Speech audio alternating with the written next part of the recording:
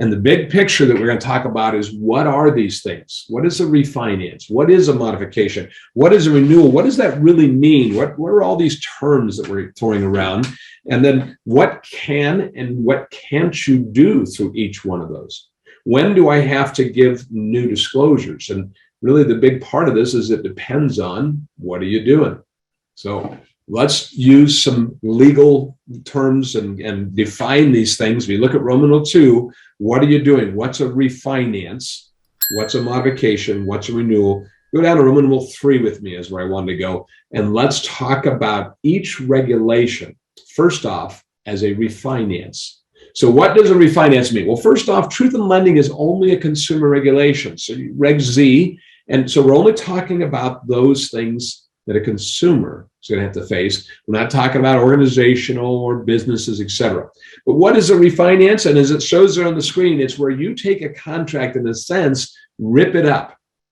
How do you do that? You replace it with another contract, a new one. So A is satisfied, replace, extinguish. In fact, if you look with me on the bottom of page 1 at the small a, it says it occurs when an existing obligation, the legal note, that's the layman's terms, is satisfied and replaced. And you might even write the word extinguish there. Okay, it's got a new obligation, loan B, that does that. It overrides, it takes it out. So we've destroyed, we replaced the old note and put in place a new note. That's what a refinancing is. And I'm just going to, I used A and B there as an example, but it doesn't matter if you use the same loan number or a new loan number. That's an internal record keeping system that is of no consequence to what the definition of refinance is. Now, if you have a refinance, then Reg Z says that you need to give all new disclosures. And if we go on over to page 2, we'll start to talk about those things. So truth in lending disclosures as applicable. So if it's a non-real estate, you would give your regular Fed box, if you will, your Schumer's box that has your APR, et cetera, like a car loan.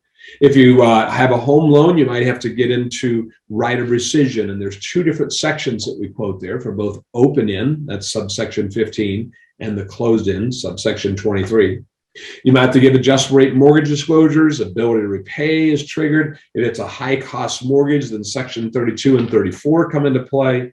We go over to page 3 and you'll see the HPMLs, and they have a requirement that we need to stop here about the 5 years that if you are doing escrows, you have to escrow for the first 5 years if it's a high price mortgage.